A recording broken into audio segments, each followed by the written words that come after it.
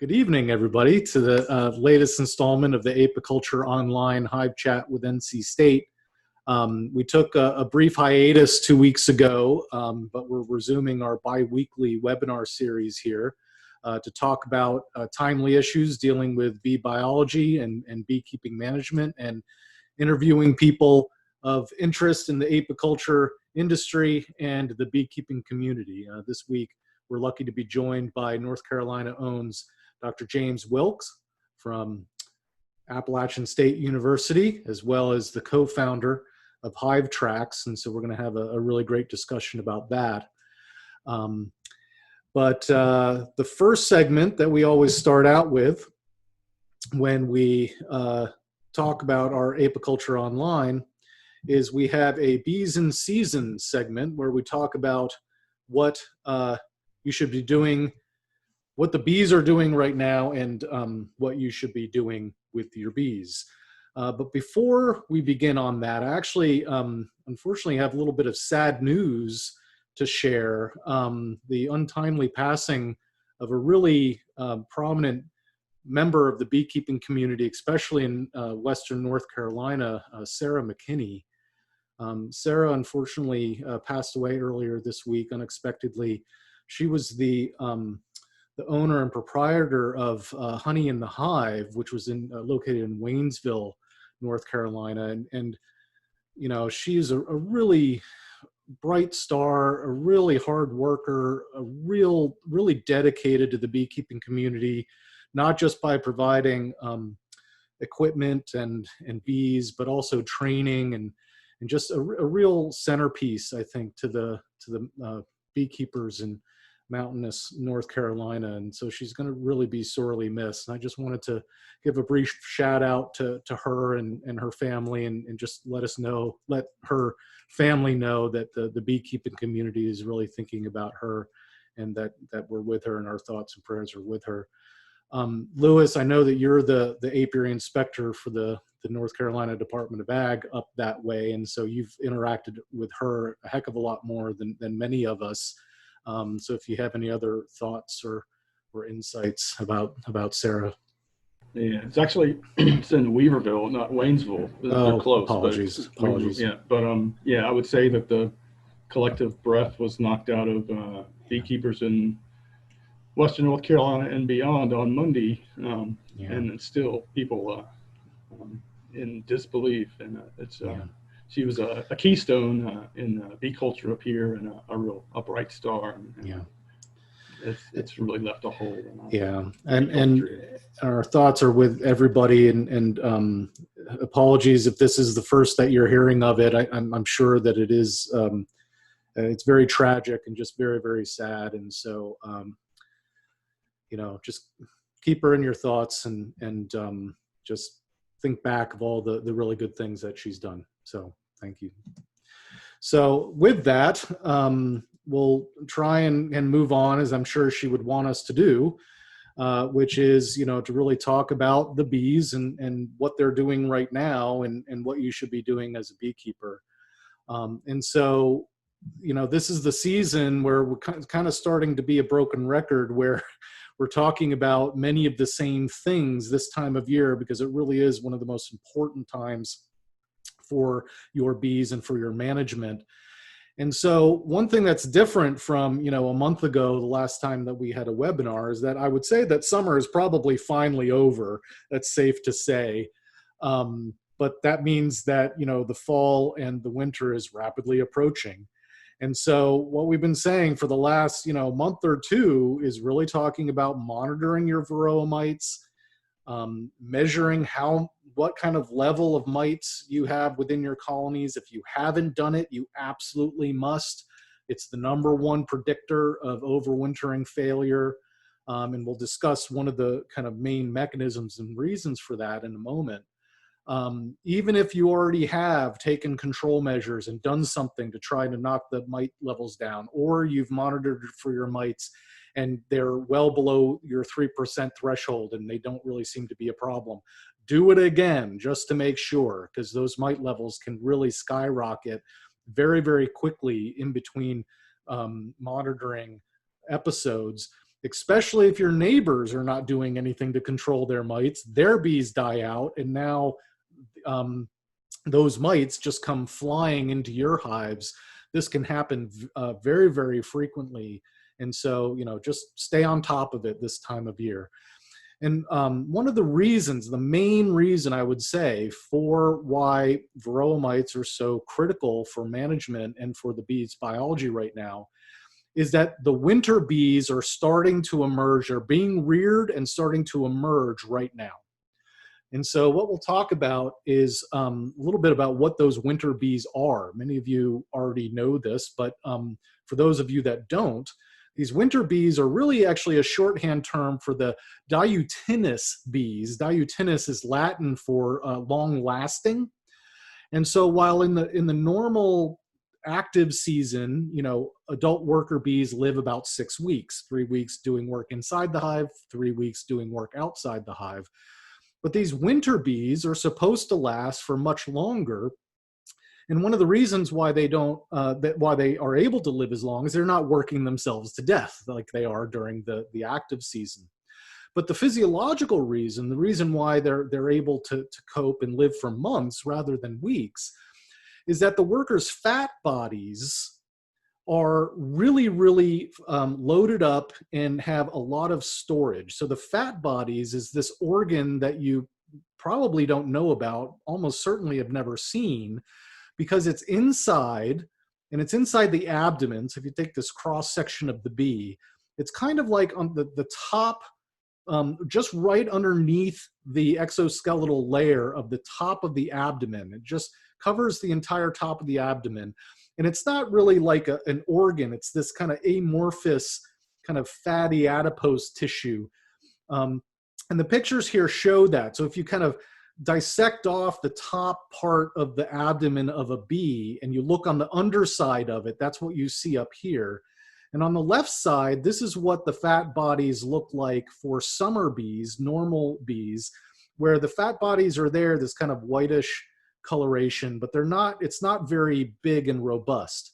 But if you look at this diutinous bees, these winter bees, they're really engorged and just full of lots of stuff.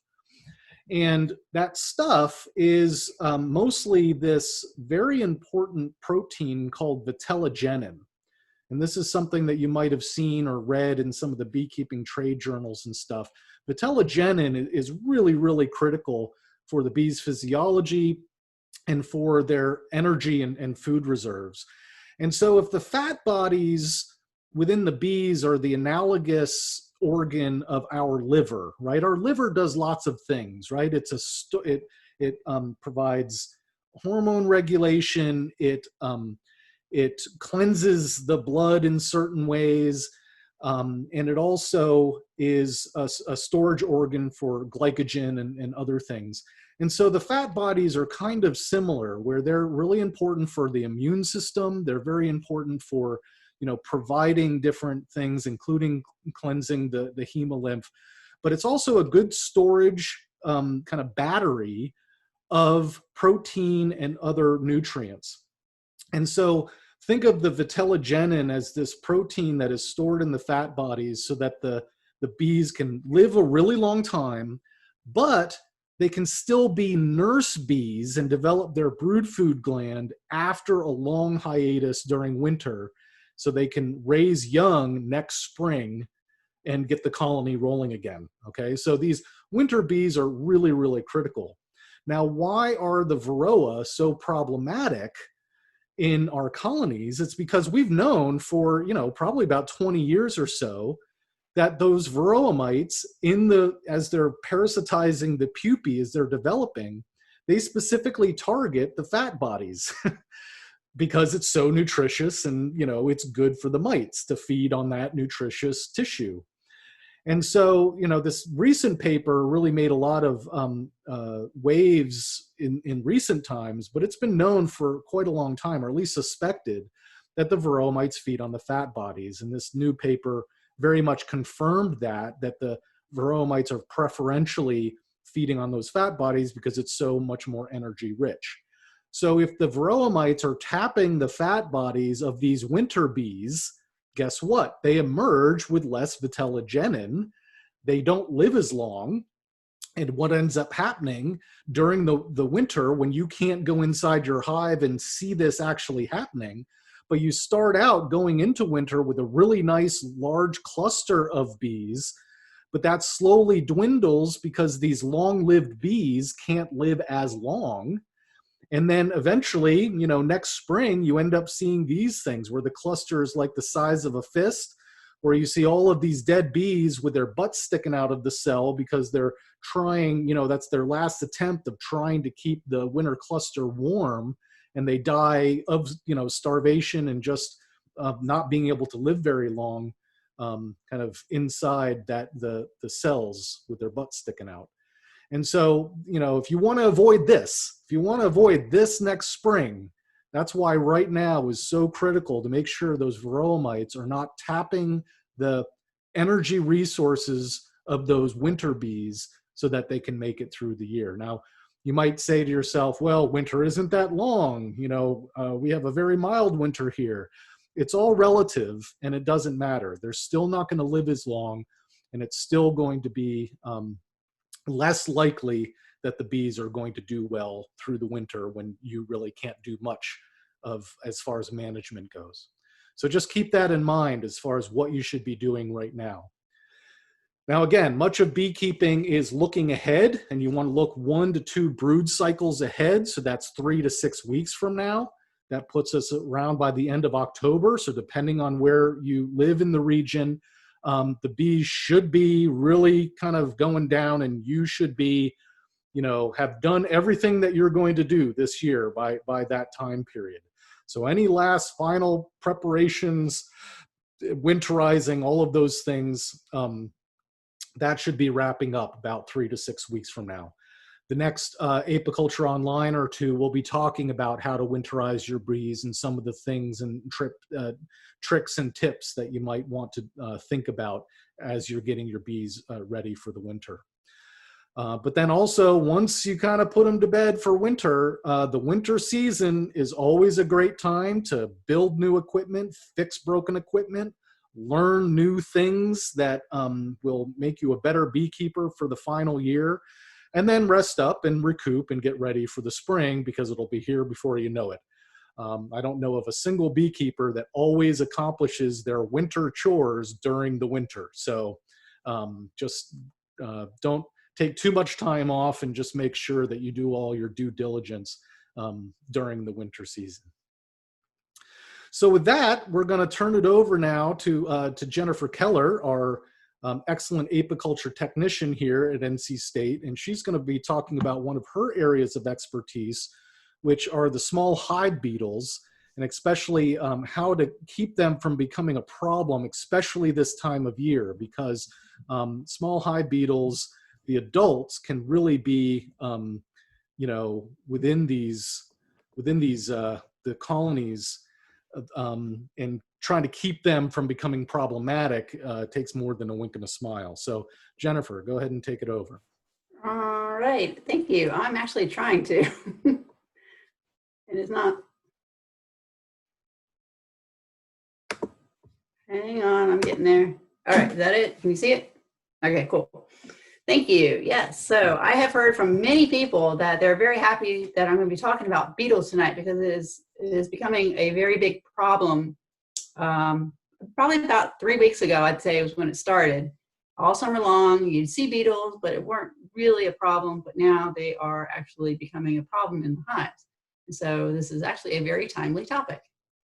Unfortunately, I don't have any magic answers for you, but I will talk about what we know about the beetles and maybe some methods to help keep your bees alive and keep the beetles under control. So here's a picture of a frame with some beetles on there. And as you can see, they're fairly large, very easily visible to the naked eye. So I actually get a lot more calls about beetle questions than I do about mite questions. And, you know, people are like, how do I keep all these beetles out of my hives?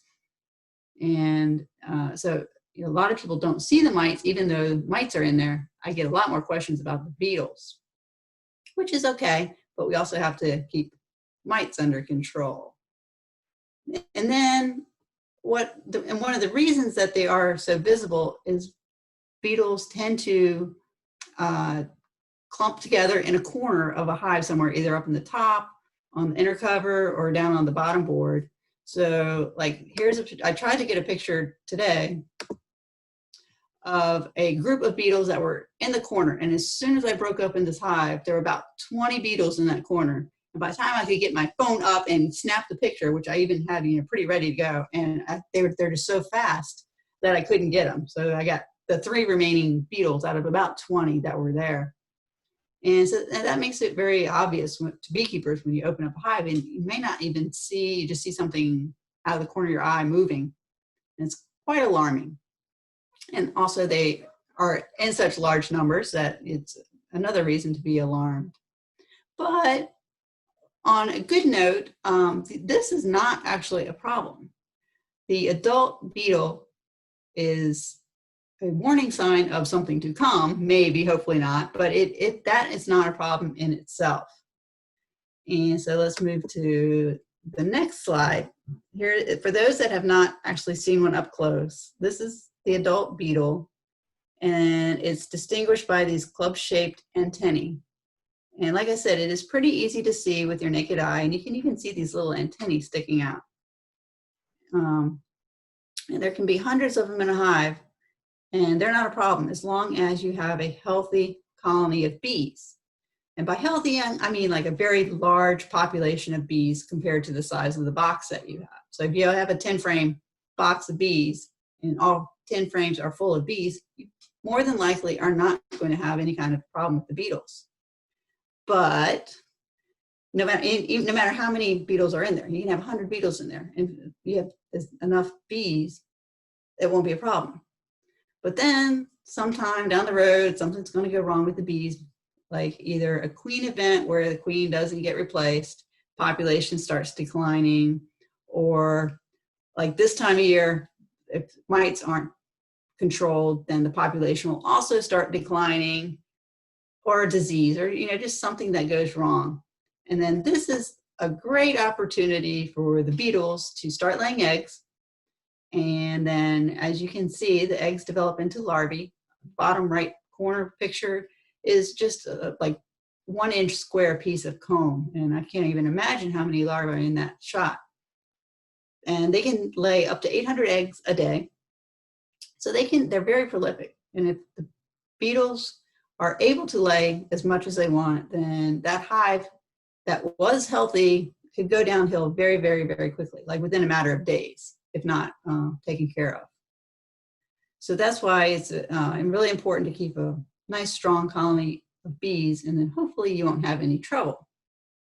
So these larvae that you see here, from the egg, when the adult beetle lays an egg, larvae feed inside the hive. They feed on everything. They feed on the honey, the pollen, and the bee brood, the larvae.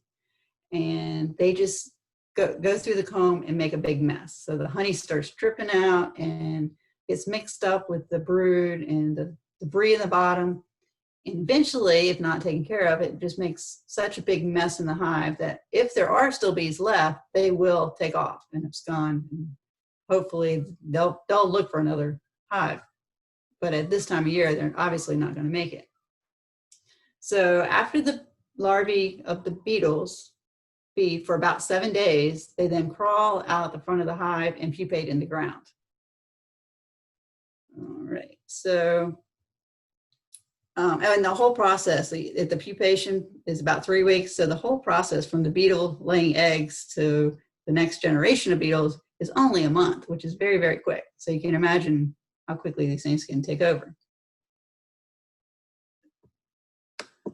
So I just wanted to show this picture. This is a prime example of a hive that is in obvious trouble. And if nothing is done quickly, then the beetles will win this battle. But that pollen that is in front of the hives, the obviously yellow dust, is a result of beetle larvae that are feeding inside the hive on the pollen. And in this case, luckily, there's probably not a whole lot of honey in there. Otherwise, it'd be slime dripping out of there. But in this case, it's just pollen. So you can go in there and there's still bees in there. So if you catch it early enough, maybe it's only on 1 or 2 frames, you can pull those frames out and dispose of them and like freeze them, do something to kill the beetles.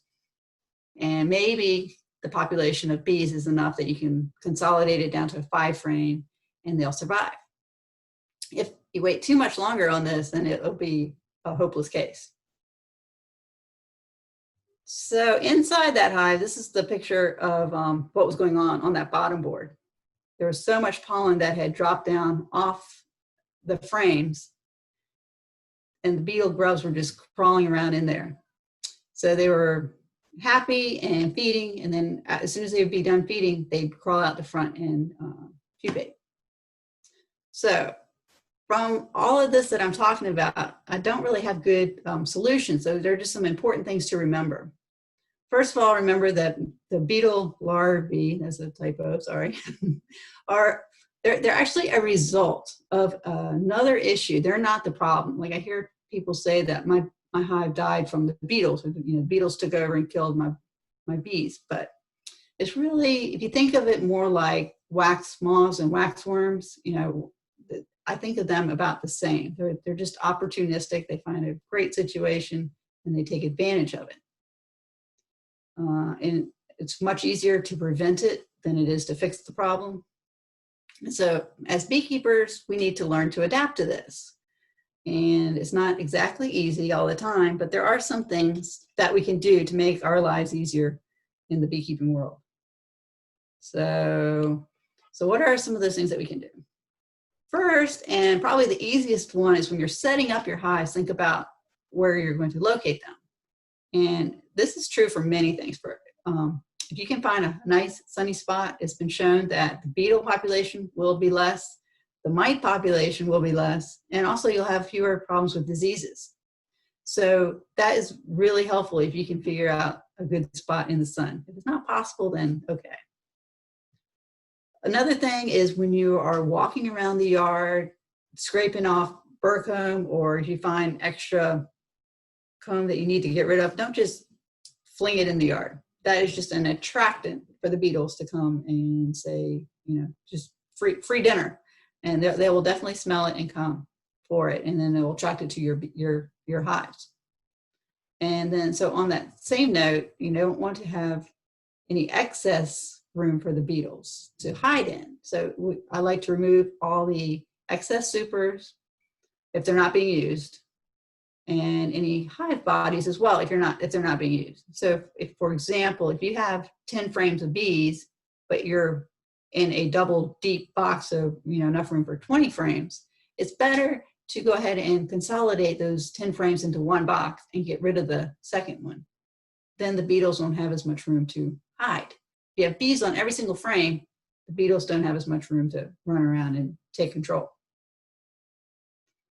This is a good one for this time of year. If you're feeding pollen patties, be very, very careful how you do it. Don't give them a great big chunk. I've seen the ones that are for sale and they're like this big.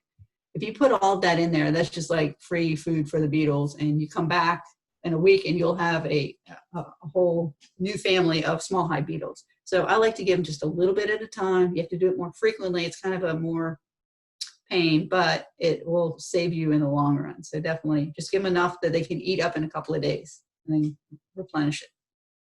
And this is when I have trouble with myself. I forget it. I will go back, and if you find a hive that is dead, just go ahead and do it right then. Don't, like me, I'll say, I'll go get it in a little while, and then I forget about it. And the next day or 2 days later, you go back and they've already started laying eggs, and you'll find the beginnings of the larval stage. So then it's hard. And what I do is I throw everything in the freezer. So if you don't have a big freezer, it's really hard. So, just make it easier on yourself and pick up the dead ones immediately and store the frames appropriately. And then if by some chance you do find a hive that has beetle larvae in the frames or on the bottom board, just don't brush them off into the ground. That is, you're just helping them out and speeding up the process. Find a trash bag, throw them in a trash bag, and you can then freeze it, and then throw it away. Then it's fine. And then most importantly, at this time of year is control the varroa mites, because that is probably the number one reason a hive is going to go down in population this time of year. We're not going to have any more swarms, so you don't have any queen events to worry about, but you do still have mite problems to worry about in population declining. So that is that's what I would do for preventative. There are other methods of traps we were talking about earlier. None of them are great. They all catch some of the beetles. So there's some traps you can look at at the bee supply places. There's Swiffer pads that you can put into hives and the beetles get trapped in it. There's some that you put on the bottom boards. You fill them up with oil. The beetles get trapped in them. But you always have to keep cleaning them out, because if you don't clean them out, then what was once a good trap becomes a good hiding spot for them. So it's important to keep on top of them. I think that's about it, unless you can think of something I forgot. No, that's great, Jen. There's actually a lot of really great comments coming in. We do have an open-ended question and answers session at the very end, so keep typing those comments in on the YouTube channel. Thank you for those. But just I'll just address one here, just really quick, because I'm sure others are thinking of this, which is when you talk about the larvae being the damaging stage, and then they crawl out from the hive to go into the ground and go into the pupal stage. How far do they actually crawl, and what can be done in and around your hives in that event?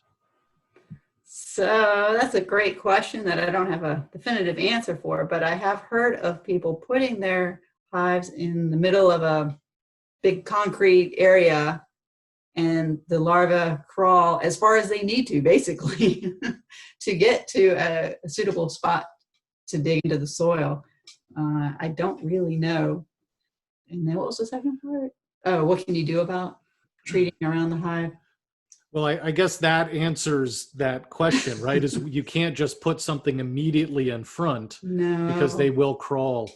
My understanding is that we have not found a distance where the small hive beetle larvae will not crawl.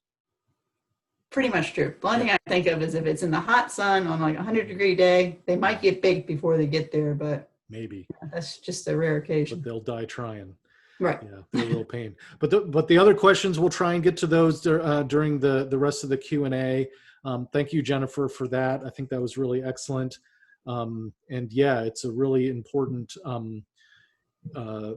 problem, this time of year, to keep those beetles under control and all of those other stressors, especially the varroa mites, as we've been saying. But for the sake of time, I'm going to go into our third segment here and invite our guest interviewee here, which is James Wilkes from Appalachian State University. He's a professor there, but he's also a small farmer and a sideliner beekeeper, and the co-founder of Hive Tracks, which is a means by which beekeepers large and small can keep data on their hives and facilitates note-taking, and has really helped to bring beekeeping into the 21st, if not the 20th century, or at least the 20th, if not the 21st century, because beekeeping hasn't really changed since 1859, right? Yeah. But welcome, James Wilkes, and thanks for joining us tonight. Yeah, no, thanks for having me, David.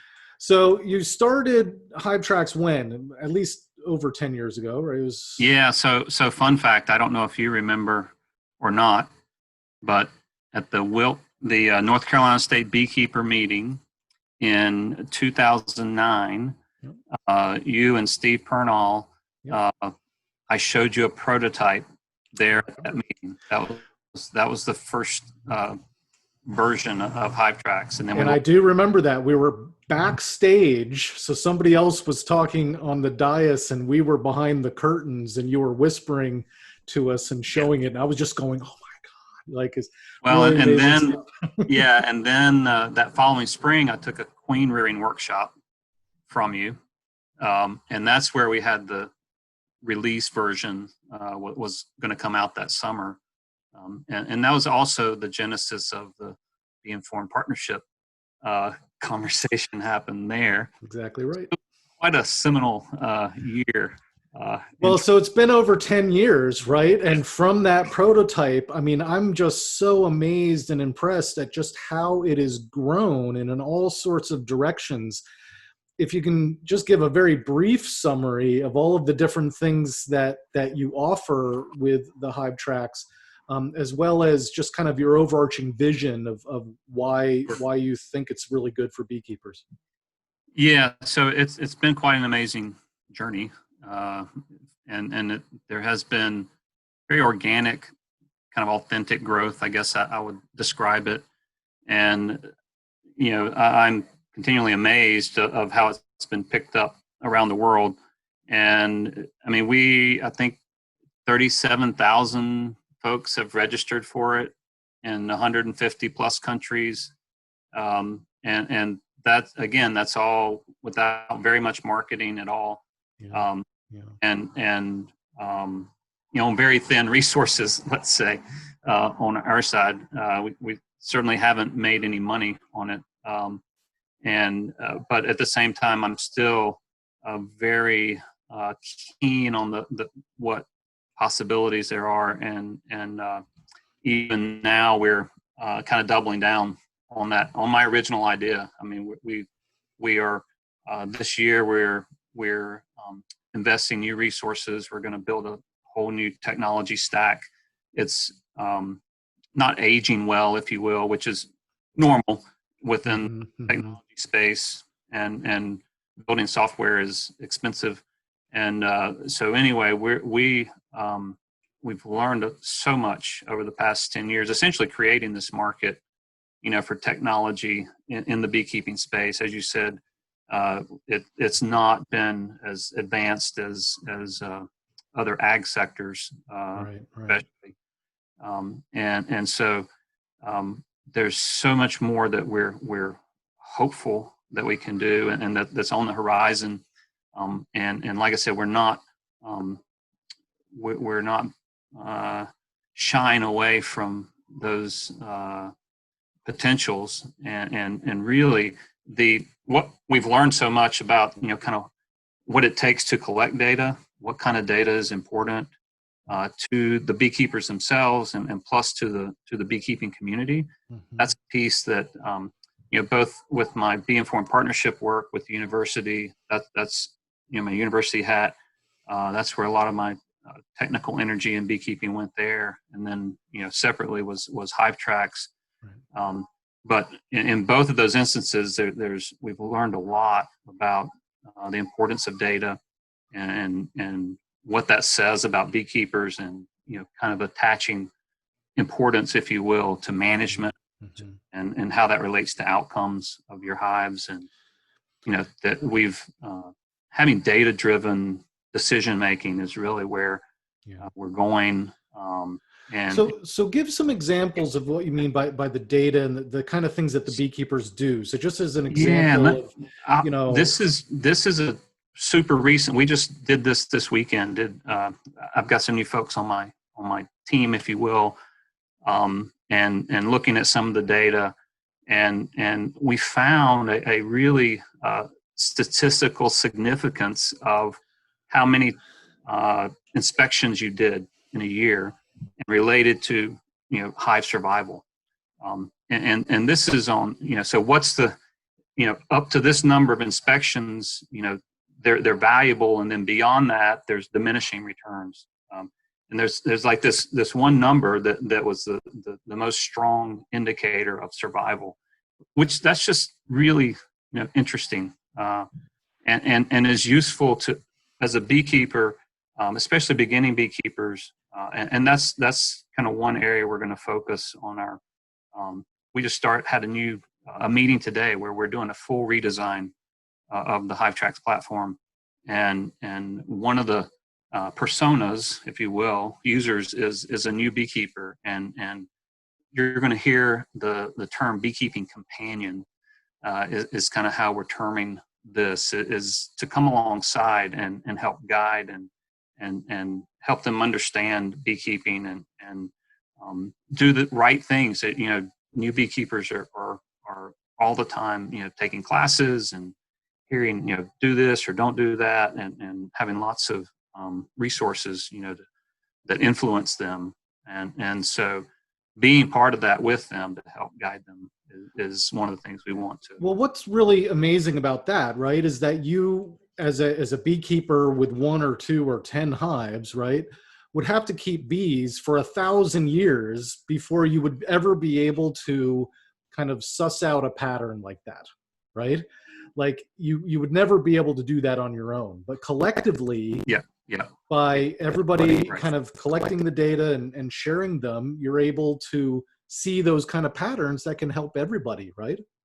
Yes, and that's really the holy grail, if you will, is getting a volume of data that allows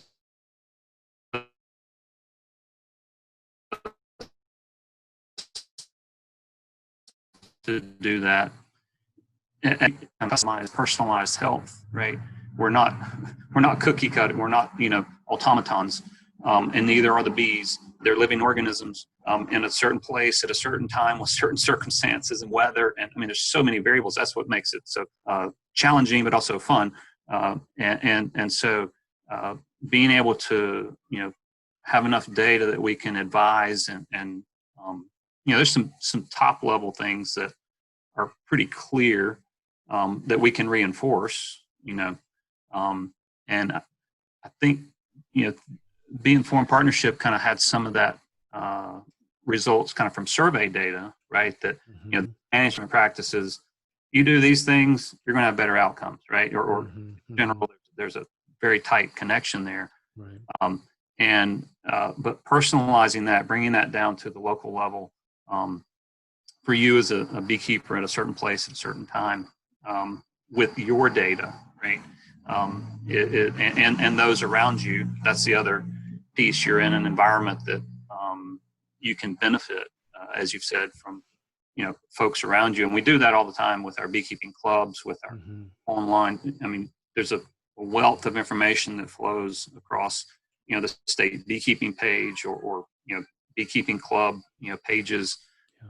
There's a lot of intel that's happening there that's useful to you as a beekeeper to make good decisions. And again, especially as a new beekeeper, not know what the norms are or what should be happening right now.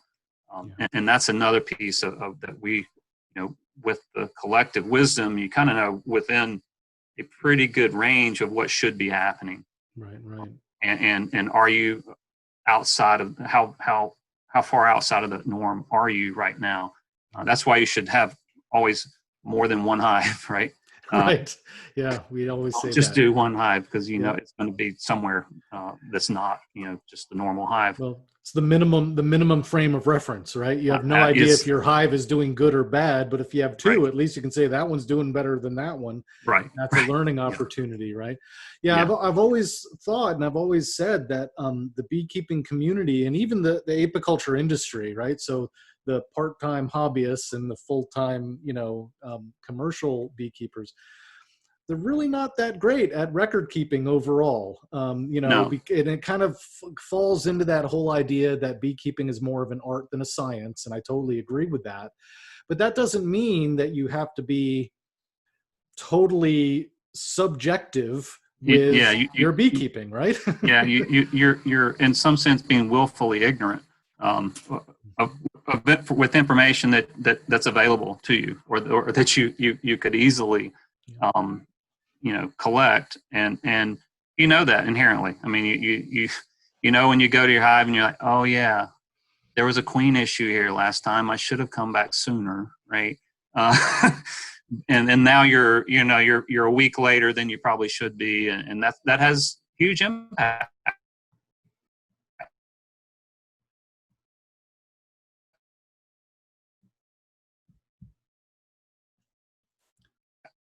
Is that him or me? That is him. Okay. Well, he will catch up and he will buffer back downstream on the health of that. Mm-hmm. Yep. Am I back now? Yep, you're back now. Good. Okay, with the dog barking. Not a problem. Hey, you're on a farm and you got a whole apiary right there, so not a problem. Very authentic. So going forward, like what are some of the challenges? And you had mentioned that you're kind of always having to reinvent the wheel because technology changes so quickly and everything. Where does HiveTracks go from here?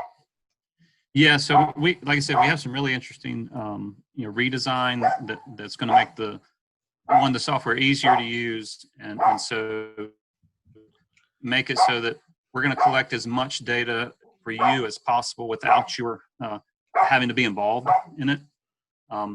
There's some super simple pieces of data that we can collect and that you can have that's important to you, like when did you check your hive, right? The time interval between checking hives is really important piece of information that we kind of get not lazy, but we don't know exactly, and knowing timing is tells you everything about what could have happened during that interval, right?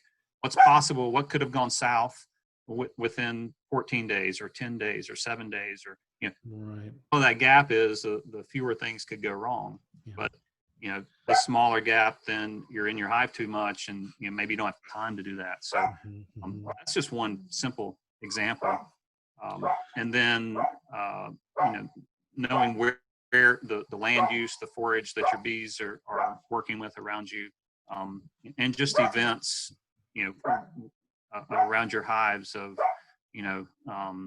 am I feeding, am I treating, am I harvesting, am I supering, am I splitting, am I requeening, all those events, making those kind of naturally get captured is something that we're really working hard on, and this notion of a community and right. Respecting privacy, but also aggregating data in a way that is going to be helpful and reflects back to help you make good decisions as a beekeeper.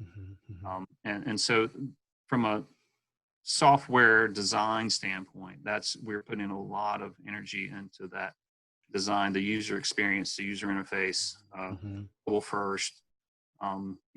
Images cameras on phones today are just phenomenal. Yeah, it's amazing the images that you can get, and what all is captured just in an image of your hive. Is really you can mine that for a lot of useful information for yourself, and just keeping track of brood patterns, cluster sizes, so all these metrics that are part of the health of your colony is embedded in those images. Right. So that's kind of our focus from a software perspective. We have really some ambitions in regards to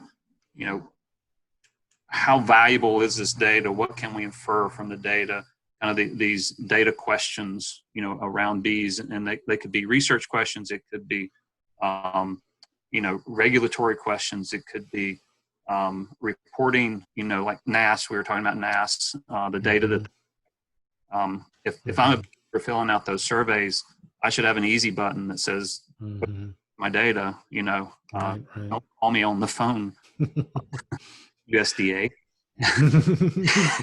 because they spend millions of dollars of calling me on the phone. Right. And I could save them some money, but anyway.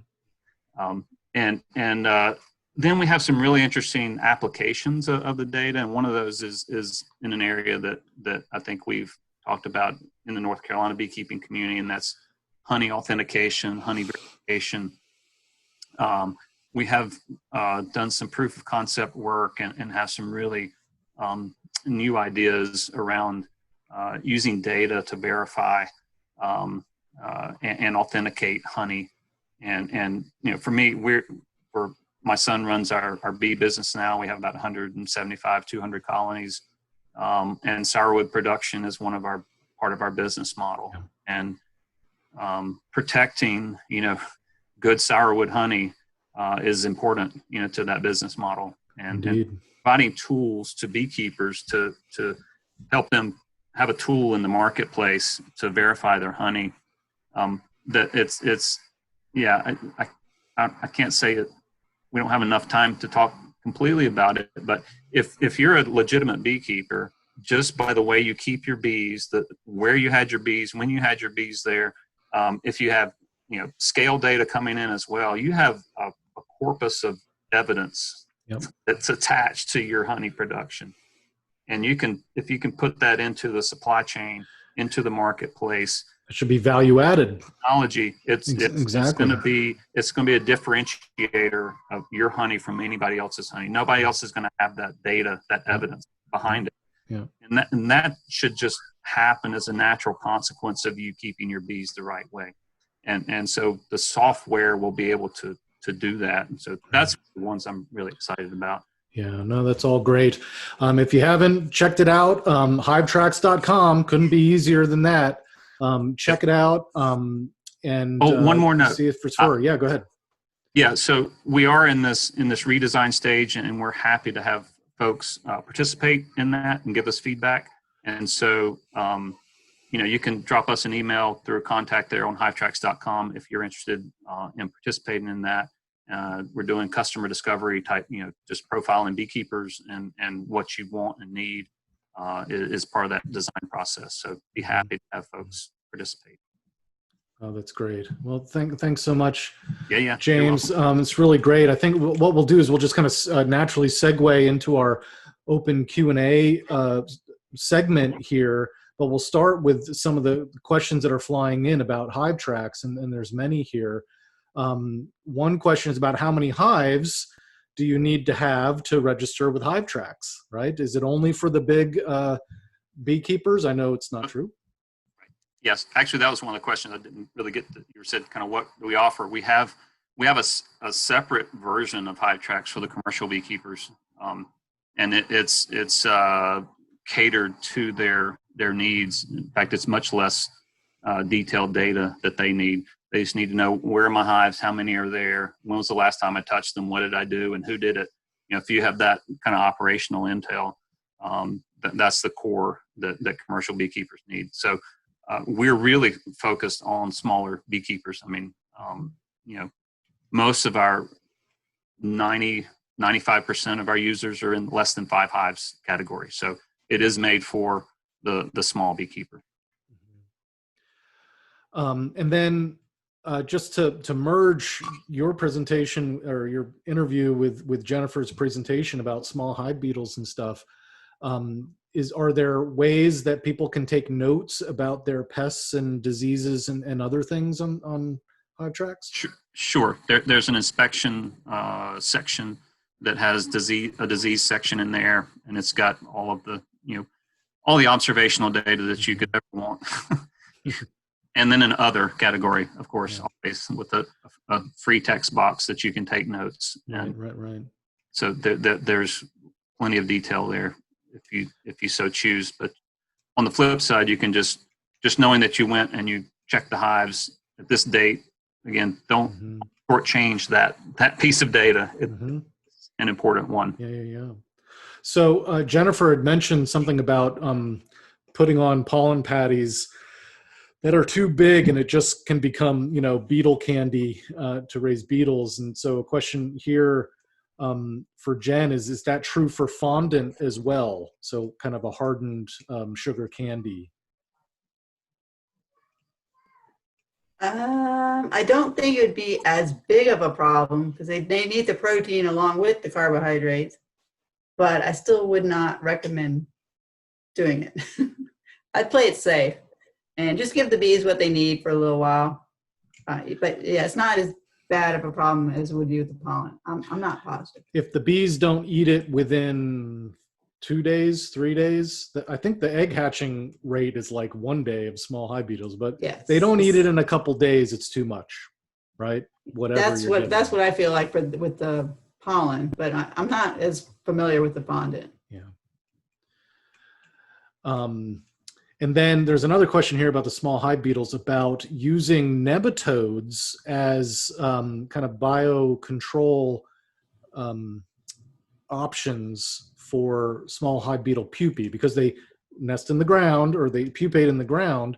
nematodes live in the ground, and many of them can be parasitic to insects. And so what's the latest on the nematodes for small hive beetle control? Well, okay, so there's two problems with that one. First of all, I've not heard of anybody successfully using nematodes as a control method. And I've heard people, hypothesizing about it and trying it, but I've never heard good outcome. But also, if you get to the point where you have larvae that are crawling out of your hive in the ground and it's kind of late, and that's not exactly the point where we want to be controlling the problem. We want to get the adults before it becomes a problem. So that's the answer to that one.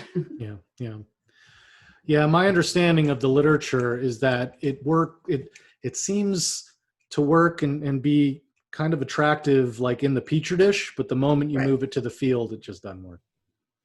Or at least we need to breed a better nematode, perhaps. I don't know. Yeah. James, this is another question for you, just to go back to HiveTracks real quick. And I'm not sure if you mentioned this, but just to make sure that you do, is there an app on your phone for the HiveTracks, or is just this all on your desktop? Yeah, so that's an ongoing kind of debate. So there's a kind of education of consumers, difference between a web application and a native phone app. It's a bit confusing, and HiveTracks right now is a web application. Doesn't mean you can't use it on your phone. It means that you use the browser on your phone to access it. That being said, and it's responsive in the sense that, if you go through the browser on your phone, it's going to look good on your phone in terms of the size and screen space. That being said, there is an app, a native app that's a companion to the web app, but it's a reduced functionality. It's like a data collector that's going to send the data, back to the web app mothership, if you will. Right. So, Well, that's cool, because then that way you can kind of it has options, right? Where and the new thing we're going to do is going to be total mobile based, and so it's going to be a mobile app, and then there will be a back end that will be where the data is collected, but your main entry point is going to be through the app itself. Right. It'll simplify that confusion. Just make sure you take your gloves off and use a clean finger, otherwise you get propolis all over your phone. So that's always a struggle with any beekeeper, no matter what. So yeah, but I've managed doing that, and it's not as bad as it. Yep, not as bad as you think. Just be aware of it. Yeah. So there's, again, tons of questions coming in. Sorry in advance if we don't get to your question. We're never going to be able to get to all of them. We only have about 5 or so minutes left. But we'll really kind of open it up here and ask some of these general ones. And anybody can feel free to jump in here on some of these. One of them was talking about if and when they see a mother and a daughter queen in the same brood nest, and the brood pattern is really great. That's actually something that we actively work on in some of our research here at NC State, is kind of supersedure, queen replacement, queen quality. And so, a lot of times when you go into a colony and you find the queen, you stop looking, right? And so there was this famous experiment in Germany, I think, where their entire experimental design was, once they find the queen, they kept looking. And in 6% of the hives, they'd find a second queen. So these things probably happen a lot more than you might think. But when you see it, it's actually pretty interesting. But we really don't know a whole lot about the basic biology of supersedure and how the mother queen dies. Does she get killed by her daughter? Does she get killed by the workers? Does she just get neglected to death? How long do they overlap during these periods, if at all? Like, is it always overlap or does it not? We don't know in those situations. Is the mother queen still laying eggs along with the daughter queen, or is it just the daughter queen and the mother queen is just kind of sitting there not doing anything? We don't really know the answers to that. But when when it happens and the colony does better, then okay, no problem.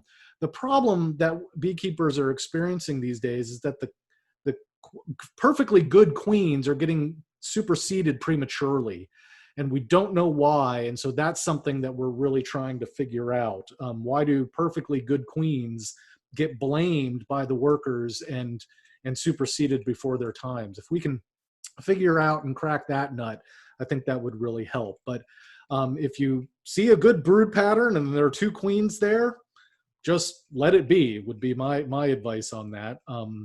But if there are problems, then you might need to step in. Any other comments that anybody might have on that kind of 2 queens, accidental 2 queens? I say let them go. They'll figure it out. Exactly. They've been doing it for a while, so Yeah. But it's also a period of time where some bad things can happen, so you need to stay vigilant on them if that happens. There's another question here. Jen, I'll throw this back to you because, again, it's a lot on beetles. There's a lot of questions on beetles. What about fire ants feeding on beetles? Pros and cons of fire ants as biocontrol. Well, I don't think I think I'd rather have the beetles than the fire ants, to be honest. But once again, it'd be on the larvae in the ground, at which point it's kind of late. So, I mean, it might get rid of them, but you'll still be out of a hive. So we got to figure out a control for the adults. Yeah. Don, you had something to add? Not really. If I was real quick on the computer, I'd show off my picture of the fire ant controlling the varroa mite, but yeah, I don't think they're going to be very helpful for varroa mites, because if they're in the hive like that, they'll rob the brood from the hive just as readily, right? So that's very true. There's another comment about ants too, not just the fire ants per se, but other types of ants, especially attracted to sugar syrup, right? What are some things that beekeepers can do to keep those kind of minor pests at bay, but they can still be problematic? not that much. I've seen cinnamon used, Dave. Mhm. Where they had like a feeder up top and they sprinkled cinnamon around that jar. Mhm. It was over the top of the hive over an inner cover, and it worked pretty well from what I could see. Yeah, I think there's home remedies of that. I think hygienic, not spilling and those kind of things, and keeping the vegetation down from growing up onto your hives if you have them on hive stands, that can go a long way as well. I'll tell you what, though, in my experience, as limited as is, because Jen, keeps all of our bees for us, the ant problems here are orders of magnitude less than they are out on the West Coast. When I was keeping bees in California, the Argentine ants are just an unstoppable force. It is a real pain for the bees and for your syrup and for honey and everything. So they're a relatively minor nuisance for our neck of the woods here in the Southeast. But again, if they're a problem, there are things you can do to keep them on stands and keep them, away from the ground as much as possible. And cinnamon and other things, may be able to help as well. So I think we have time for one, maybe 2 more questions here. Let's see what others. Again, sorry if we can't get to yours tonight, but thank you for sending them in. Here's another thing about putting tubs or some other catch device for small hive beetles in front of your hive. As the larvae are crawling out of the hive, they'll fall into that rather than go into the ground. What are your thoughts on that, Jen? Well, I'm assuming you'd have to put something in there to kill the larvae, because if it was empty tub, they would just crawl right back out. They're very good. They crawl through alcohol, soapy water. I mean, they can crawl through a lot of stuff. They crawl off the sticky boards that catch mice. They crawl right through that. So you'd have to find something that you could put in there to kill them. The other thing too is that's after the damage is done too, yeah, right? That's after the problem. So yeah, you'll still be out. Your hive will probably be dead by the time you figure that out. So catch them. You want to get the adults, and you want to make sure to keep your hive strong so you don't get to the point of having the problem with the larvae. Exactly right. There's a magic way to do it. I'm sorry, can't give you the magic bullet or anything. Well, unfortunately, that's a lot of what beekeeping is, right? Is trial and error, and there's only so much we can do as beekeepers to help the bees. But without our help, they'd be in a lot worse state. I'm afraid we're going to have to wrap it up. I do want to remind you that in 2 weeks, we will have our next apiculture online. The timely topic that we're going to talk about next time is backyard mosquito abatement programs. And so we have a guest speaker actually from NC State. He's in the Department of Entomology and Plant Pathology, Dr. Mike Wallvogel, who works a lot with pest control operators in this space. And so he's going to present some of the pros and cons of these different things and what beekeepers can do to try to mitigate ill effects on their hives. And then our interview is Sydney Ross from the pesticide division of the NCDA, who also works with kind of on the regulatory side. And so we'll be able to have a really good discussion, both from the extension side as well as the regulatory side about this very important issue, because it really is something of concern to beekeepers that we've been dealing with increasingly over the last few years. So mark your calendars for 2 weeks from tonight. Don't forget to subscribe to our YouTube channel, leave comments, like our videos. And thanks again for joining us, everybody. We appreciate you being here with us tonight.